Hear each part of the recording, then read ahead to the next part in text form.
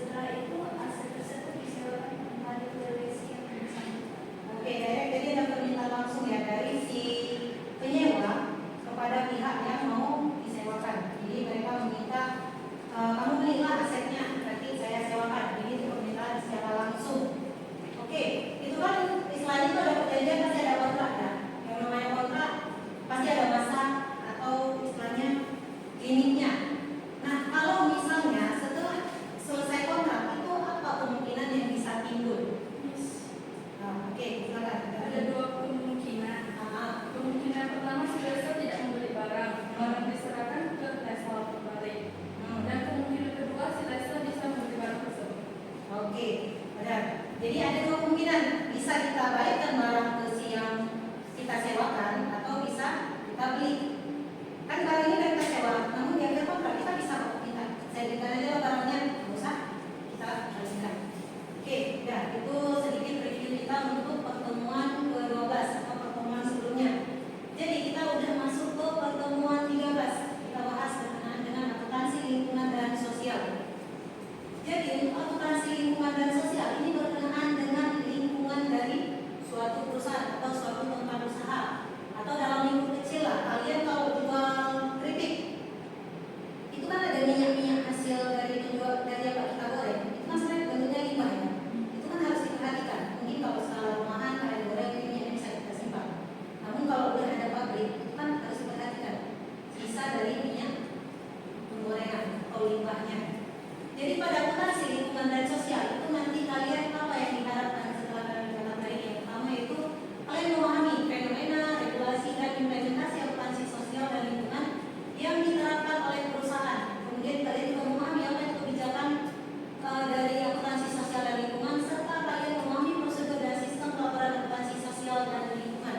Jadi yang namanya akuntansi nggak hanya memahami bagaimana penerapan, tapi kita juga harus memahami bagaimana pencatatan pada perusahaan untuk akuntansi lingkungan. Dan kita akan pelajari itu dalam beberapa pertemuan depan. Oke, untuk fenomena, kenapa muncul yang namanya akuntansi lingkungan dan sosial ini? Ada yang namanya fenomena, karena segala sesuatu pasti ada sebab akibat. Fenomena yang muncul itu karena apa? Ada yang namanya faktor produksi ekonomi. Jadi ada perusahaan atau ada istilahnya usaha. Dari faktor produksi ekonomi ada tenaga kerja di sini, kemudian ada pembangunan, ada butuh modal, kemudian ada faktor sumber daya alam dan teknologi. Kelima ini itu merupakan faktor produksi ekonomi. Apa yang terjadi dari kelima ini? Muncul yang namanya eksploitasi alam atau lingkungan, eksploitasi manusia. Eksploitasi alam itu menyebabkan terjadinya kerusakan lingkungan dan alam semesta. Sedangkan manusia apa? Terjadinya kemiskinan, penderitaan. Kemudian apa yang berdampak? Penurunan laba dan pertumbuhan ekonomi. Jadi pada saat terjadi yang namanya faktor produksi ini, kita buka suatu usaha, pasti otomatis ada yang kita korbankan, terutama lingkungan di sekitar kita berusaha tempat usaha. Jadi sekarang baik dari pemerintah ataupun dari perusahaan sendiri itu mereka harus memiliki kesadaran akan yang namanya pentingnya mengatasi yang namanya kerusakan lingkungan. Karena biar dimanapun yang namanya kita hidup, dampak dari apa yang kita buat kan bahaya. Jadi itu yang harus dipikirkan perusahaan. Dari pemerintah apa? Mereka memberikan regulasi atau kebijakan sehingga perusahaan tidak semena-mena. Di sini untuk akuntansi lingkungan dan sosial itu berkenaan dengan pendekatan dalam akuntansi yang memperhitungkan dampak lingkungan dari aktivitas organisasi dan memperhatikan keberlanjutan lingkungan. Jadi segala sesuatu aktivitas dari perusahaan mereka harus memikirkan dampak. Dari mana cara mereka memikirkan? Bukan mereka keluar di internet enggak, mereka keluar di website enggak, tapi dari laporan keuangan. Laporan keuangan dari mana? Dari biaya yang mereka alokasikan ke lingkungan. Makanya kalau mereka bilang saya peduli lingkungan, lihat dulu cek laporan keuangan yang mereka ada nggak alokasikan biaya untuk lingkungannya. Selanjutnya untuk pengukuran, laporan dan pengungkapan informasi mengenai aktivitas organisasi dapat berdampak pada lingkungan. Jadi perusahaan akan membuat yang namanya pengukuran. Kemudian mereka melaporkan dan mereka ungkapkan informasi tersebut ke dalam laporan keuangan. Dan hal ini juga diatur dalam PSAK nomor 33 tahun 2011. Kita nggak pasti berpatokan ke PSAK. Di PSAK ini apa yang diatur? Pengungkapan mengenai penggunaan sumber daya alam, upaya pengelolaan limbah, kewajiban lingkungan, serta biaya dan dampak yang terkait dengan perlindungan. Hal ini memberikan dampak negatif, terutama dia seringnya ke kegiatan pertambangan dan biaya rutin lainnya. Kalau kalian perhatikan itu perusahaan-perusahaan tambang mereka memberikan dampak yang cukup signifikan terhadap kerusakan lingkungan. Karena yang namanya kita menggali pasti ada dampaknya. Mungkin kalau usaha-usaha UMKM mungkin dampaknya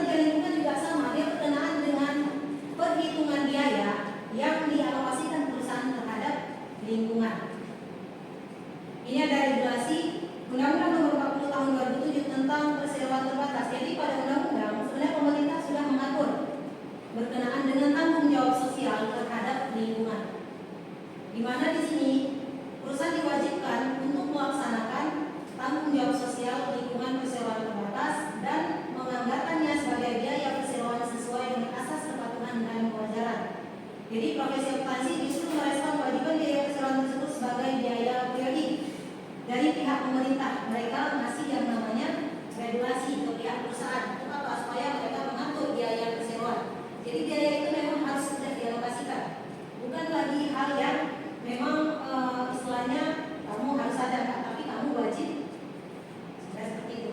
Jadi di sini dari pihak akuntansi kita, profesi akuntan kita menganggap bahwa itu harusnya jadi biaya periodik. Biaya periodik tadi kan setiap periode itu harus ada.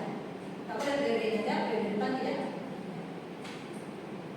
Di sini saya meningkatnya evaluasi kerusakan lingkungan, jadi perubahan iklim dan pemanasan global, tekanan politik dan pasar kepada para pemimpin negara dan pebisnis. Jadi di sini kita ada yang namanya penerapan green economy dan green business. Oke, ini yakinlah kalau anak akuntansi pasti familiar sama yang namanya green economy dan green business. Biar dimanapun ini berkenaan dengan isu dari bidang kita sendiri. Oke, ada yang familiar sama green economy?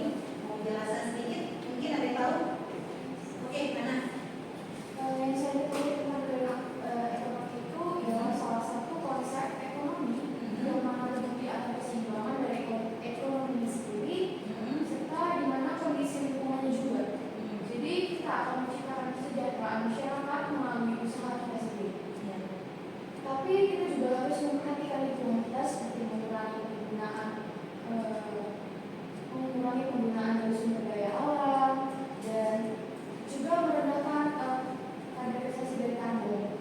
Serta tujuannya itu memberikan keadilan bagi masyarakat, lingkungan kita dan juga sumber daya alam itu sendiri.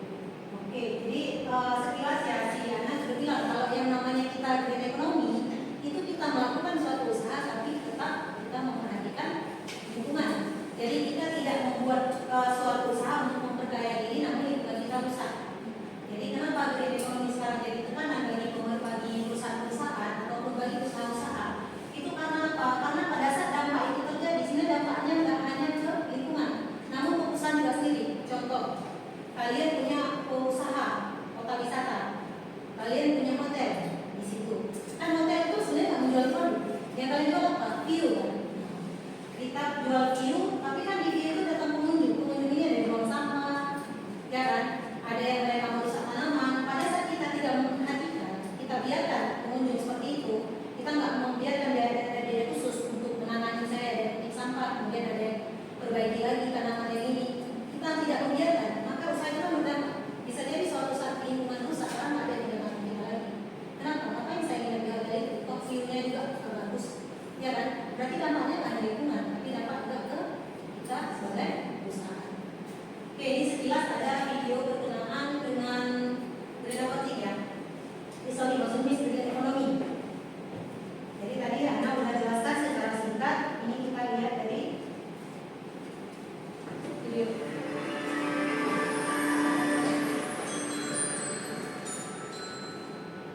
Halo friends, tema green economy akhir-akhir ini kerap kali muncul dalam perbincangan di jalan media ini. Meningkatnya kesadaran masyarakat untuk menjaga keberlanjutan bumi dan generasi melalui praktik ekonomi yang baik sejatinya telah memunculkan notion bahwa aktivitas ekonomi yang kita lakukan selama ini tidak baik-baik saja. Ia berkontribusi besar bagi kerusakan lingkungan kita saat ini. Tapi, apa itu sebenarnya green economy? Green economy atau ekonomi hijau sejatinya merupakan konsep baru dalam memandang aktivitas ekonomi untuk mengurangi dampak lingkungan dan bertujuan untuk menciptakan sistem pembangunan yang berkelanjutan. Mengutip dari UNEP, ekonomi hijau dapat diterjemahkan sebagai ekonomi yang rendah atau tanpa karbon, menggunakan sumber daya secara efisien dan berkeadilan sosial. Konsep ini diinisiasi untuk menggantikan konsep ekonomi lama yakni business as usual atau BAU yang seringkali dikritisi mengeluarkan banyak karbon, tidak hemat sumber daya, dan memunculkan isu sosial tertentu. Jika ekonomi konvensional ini terus dilanjutkan, maka dapat dipastikan bahwa bumi yang kita tempati tidak bisa lagi menampung konsekuensi negatif yang muncul. Nah, kemudian isu apa saja yang muncul ketika membahas tentang ekonomi hijau? Ada dua isu utama yang seringkali muncul beriringan dalam diskusi ini. Yang pertama, pertumbuhan hijau atau green growth. Pertumbuhan dalam skema BAU berfokus pada pertumbuhan ekonomi dengan produk domestik domestik bruto sebagai satuan penting. Namun, dalam konsep green growth, lebih dari itu. Pertumbuhan harus memastikan aspek lain seperti lingkungan dan sosial. Perspektif ini berusaha untuk mengubah persepsi aktor mengenai hal yang penting dipertimbangkan selain pertumbuhan ekonomi dengan fokus untuk mengurangi kemiskinan, meningkatkan inklusi sosial, keberlanjutan lingkungan, dan efisiensi sumber daya. Yang kedua, pendanaan hijau atau green financing.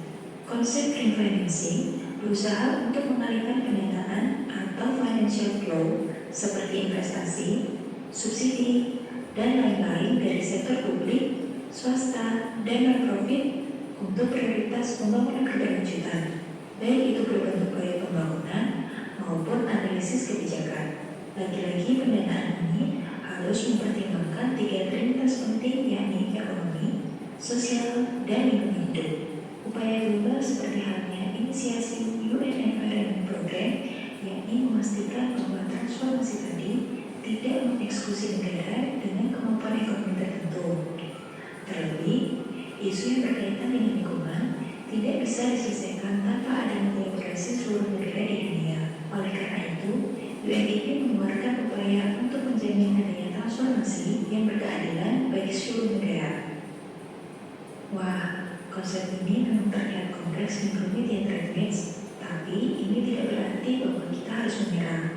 Beberapa negara sudah berupaya untuk merealisasikan konsep ini loh, termasuk Indonesia. Dalam pengembangan kebijakan, pemerintah Indonesia telah mengeluarkan perencanaan pembangunan rendah karbon atau PRK sebagai realisasi komitmen pada COP23. PRK secara eksplisit memasukkan perhitungan lingkungan seperti penggunaan gas rumah kaca dalam kerangka rencana pembangunan. Komitmen ini sudah dimasukkan dalam Rencana Pembangunan Jangka Menengah Nasional atau RPJMN 2020-2024 dan mulai memasuki tahapan implementasi.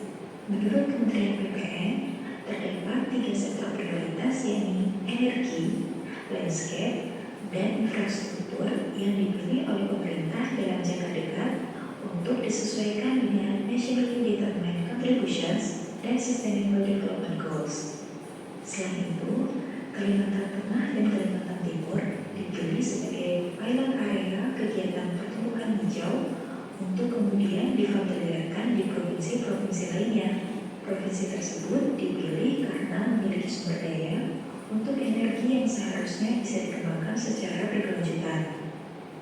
Nah, teknis, bagaimana menurutmu tentang ekonomi hijau ini? Tulis pendapatmu di kolom komentar ya. Oke, terus sekilas ya itu. Tadi yang disinggung sama Ana muncul kan yang namanya low carbon.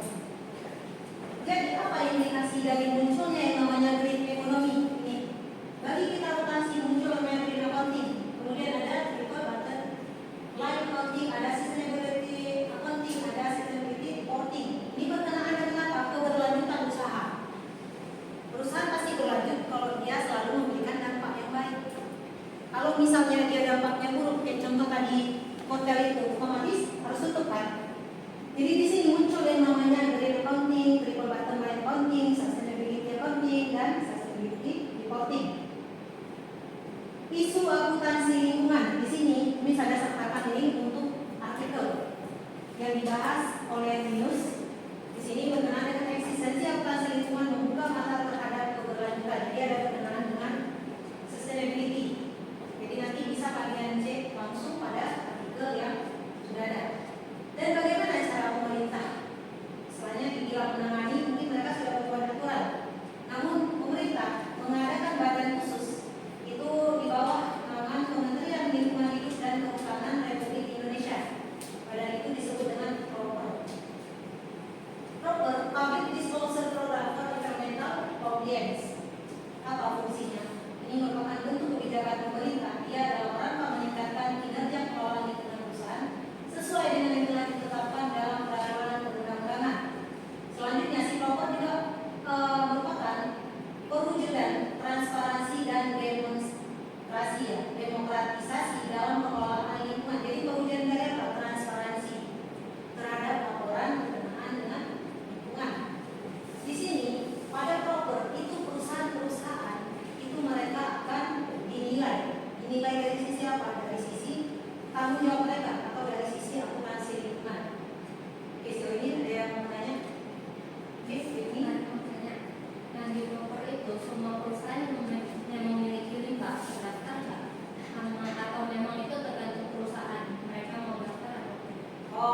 maksud ini di sini mereka wajib daftar atau memang tergantung dari mereka mau daftar atau enggak gitu ya. Oke, dari proper sendiri itu mereka hanya badan yang menyediakan untuk istilahnya kalau kita bilang semacam tenaga penilai, pemeriksa. Jadi untuk perusahaan mereka bisa mendaftarkan diri secara sukarela. Namun yang namanya kita membentuk image sebenarnya kan pada saat kita mendaftar ini kan jadi semacam hal positif bagi perusahaan. Karena kita daftarkan mereka nilai pada saat keluar kita sudah bagus dari sisi akuntansi lingkungan, kemudian dilaporkan pada toko itu kan jadi pandangan baik ke masyarakatnya ataupun ke investornya. Jadi di sini ini proper untuk perusahaan yang memiliki limbah. Sebenarnya bukan perusahaan, semua perusahaan itu bisa mendaftarkan diri. Mereka datang mendaftarkan diri, terutama ini dari sektor pertanian. Kemudian sektor pertamanan mereka datang proper mendaftarkan diri. Kemudian proper yang melakukan penilaian itu mesti setiap tahun. Bisa jadi tahun ini mereka daftar, tahun depan enggak. Tahun depan mereka daftar lagi. Jadi ini tidak berlanjut. Jadi beda. Setiap tahunnya itu ada perbedaan. Oke, jadi pada tahun 2008 dari sisi proper pemerintah kan ini mengadakan yang namanya proper ya untuk penilaian lingkungan. Itu pada tahun 2018 pemerintah berhasil melakukan penghematan sebesar 287,334 triliun dari kegiatan atau dari proper. Kita gini lah, kalau kita dikasih suatu tugas, kalau ada yang ngawasi pasti bersuka kita. Namun pada saat ada yang mengawasi kita merasa ada tanggung jawab. Begitu juga si proper, mereka salah satu badan penilai. Jadi satu sisi jadi pengawas mungkin bagi sebagai perusahaan. Oke, jadi kesimpulan dari topik kita kali ini itu setiap usaha dalam menjalankan kegiatannya mereka harus memperhatikan yang namanya lingkungan. Makanya muncul yang namanya akuntansi lingkungan. Kenapa? Karena berkenaan dengan biaya yang timbul berkenaan dengan tanggung jawab perusahaan terhadap lingkungan. Kemudian pemerintah juga harus membuat dan sudah membuat regulasi ya kebijakan dalam menangani dan mengatasi kerusakan lingkungan, salah satunya undang-undang tadi berkenaan dengan perseroan terbatas. Penerapan green ekonomi berimplikasi pada bidang akuntansi jelas. Muncul yang namanya green accounting. Kemudian muncul yang namanya sustainability reporting. Di sini nantinya untuk isu-isu lebih lanjut itu ini semuanya dari kalian. Jadi kalian nanti buat satu tugas kelompok. Kita mengangkat studi kasus ya, atau dalam hal ini kalian menerapkan metode case study. Di sini bedah kasus yang menyangkut tentang isu terkini tentang akuntansi lingkungan. Cari kasus. Misalnya ada suatu perusahaan mereka ada kasus berkenaan dengan limbah yang tidak bisa mereka tangani. Itu kan jadi kasus ya. Dikasuskan itu beda-beda tiap kelompok dan kasusnya beda-beda. Kemudian ambil lagi salah satu perusahaan yang tergabung dalam proper. Kemudian terapkan penilaian di proper. Kalian buka nanti laporan proper, kalian bisa lihat. Pilih nanti salah satu perusahaan aja pilih. Misalnya dapat penilaian ini kalian pilih, kalian jabarkan kenapa dia dapat penilaian. Karena kalau kalian buka nanti proper, itu kalian akan lihat. Misalnya ini ada kategori emas, berarti dia yang bagus sekali akuntansi lingkungannya. Kemudian ada kategori kedua dan selanjutnya. Kalian bebas pilih, tapi misalnya nanti pilihnya itu jangan semua pilih kategori yang paling bagus. Nanti pilih yang misalnya peringkat pertama, kalau kalian pilih peringkat kedua, keempat. Jadi kalian ada perbedaan dalam pembahasan bagaimana penerapan akuntansi lingkungan. Jadi ada yang namanya bisa kita compare dengan kelompok. Oke?